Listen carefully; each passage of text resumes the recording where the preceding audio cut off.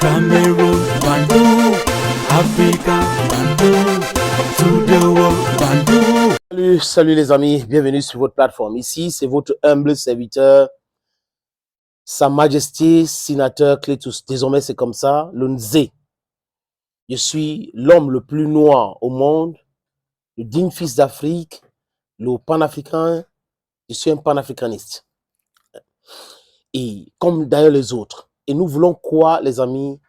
La souveraineté de l'Afrique. Nous voulons que l'Afrique décide sur ce qui est bien, ce qui est mauvais pour elle. Ce n'est pas aux autres de nous dicter ce que nous devons faire. Nous sommes ce que nous sommes et non ce que les autres voudraient que nous soyons. Non, nous disons non à cela. La diplomatie africaine doit être gérée par l'Afrique. Totalement par l'Afrique, sans ingérence. L'économie africaine doit être gérée par les Africains. Il dit totalement par les Africains sans ingérence. L'Afrique doit avoir sa monnaie et uniquement les Africains qui doivent gérer cette monnaie et sans ingérence. Je dis ça parce que on observe qu'on nous a donné l'indépendance entre guillemets politique. Mais la vraie indépendance, c'est pas à nous. Hein. On n'est pas en réalité indépendant. On dépend des Occidentaux en tout. Conséquence, on ne peut pas se développer. Qu'est-ce que l'Occident nous fait? L'Occident nous propose des guerres fratricides. Nous ne produisons pas les armes. Mais l'Occident qui produit les armes envoie ces armes-là pour déstabiliser l'Afrique. L'Afrique, les amis, c'est 30 millions de kilomètres carrés.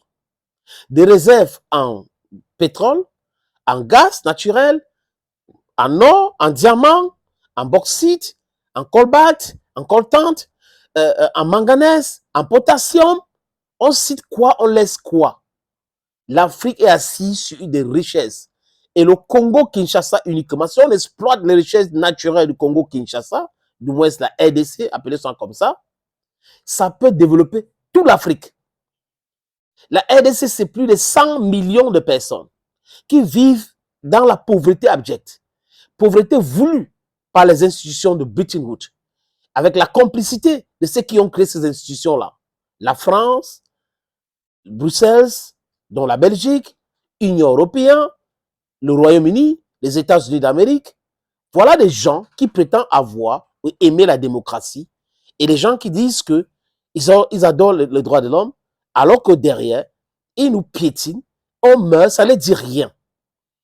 Ils ont pas mal de choses qui font mal en Afrique, au peuple africain. Mais seulement, some Africans are not vocal because some of them are afraid.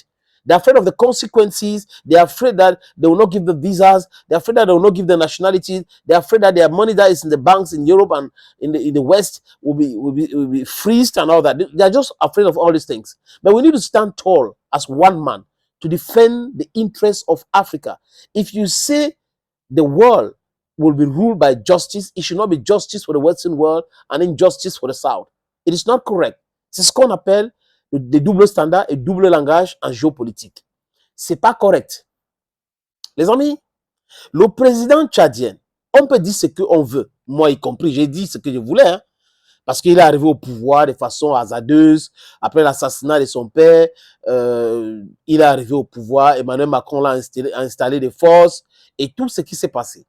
Mais à l'heure actuelle, il fait partie des rares dirigeants africains qui il fait la fierté de l'Afrique. Il fait la fierté de l'Afrique. Regardez l'Afrique centrale. Denis Sassou Nguesso, on connaît ses rapports avec la RDC. On sait ce qui se passe entre le Congo et le Rwanda. Et ce que la France est en train de jouer comme rôle. La France joue un rôle criminel au Rwanda et au Congo. La France continue toujours de spolier les biens congolais. Et la France, donc, a mis son pied sur Denis Sassou Nguesso. Donc, Denis Sassou Nguesso fait exactement ce que la France veut qu'il fasse. Paul Biya au Cameroun, ça a peut-être changé un peu, parce qu'il a certaines libertés, mais il avait dit lui-même qu'il était le meilleur élève de la France. C'est pas moi qui avais dit, c'est Paul Biya.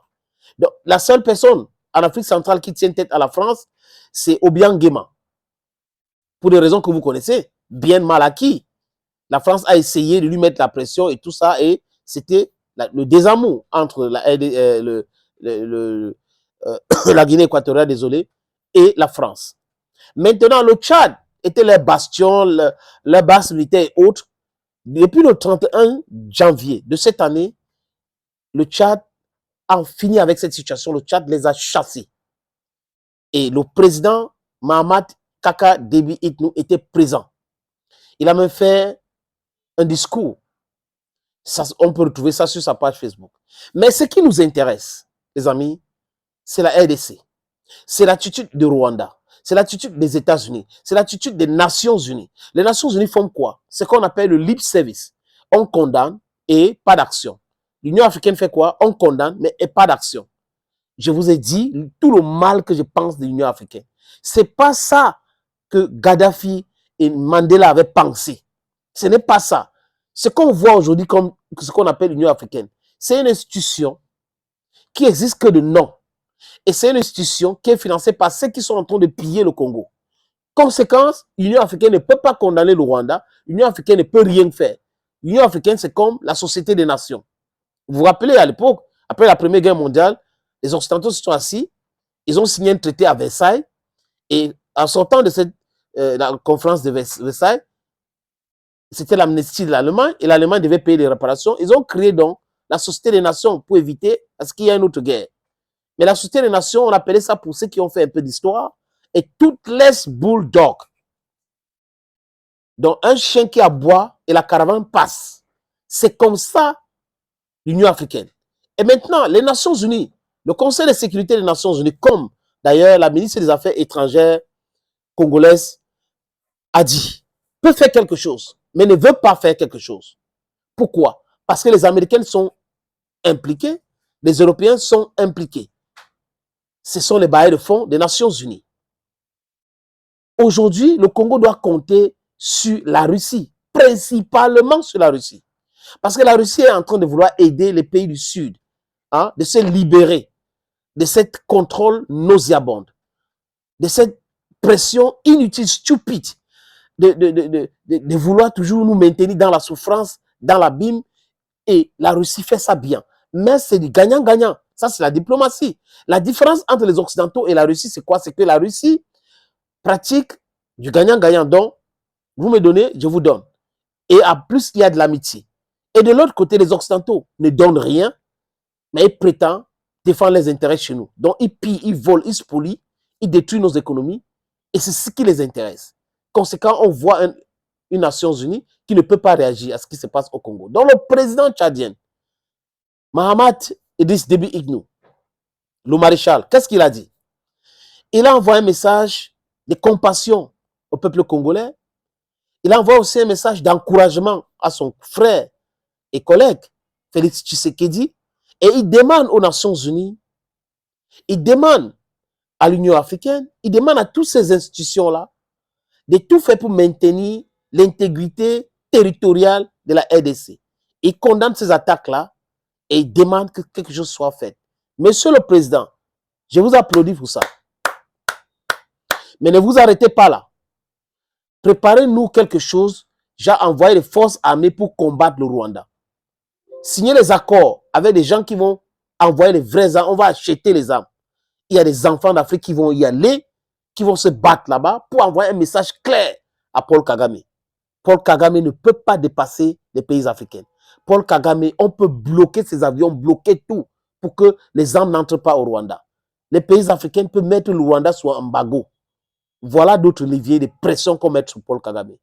Aujourd'hui, le Burundi est totalement contre Paul Kagame. Totalement contre Paul Kagame. Il y a d'autres pistes qu'on peut utiliser pour mettre la pression sur Paul Kagame. Il doit comprendre qu'il est un enfant d'Afrique et il ne peut pas être en complicité avec les Occidentaux pour nous maintenir dans la souffrance et penser qu'on va dire que business as usual. It is not possible today, neither is it possible tomorrow. Thank you, friends, for always watching videos on this platform. Thank you again, and bye-bye for now.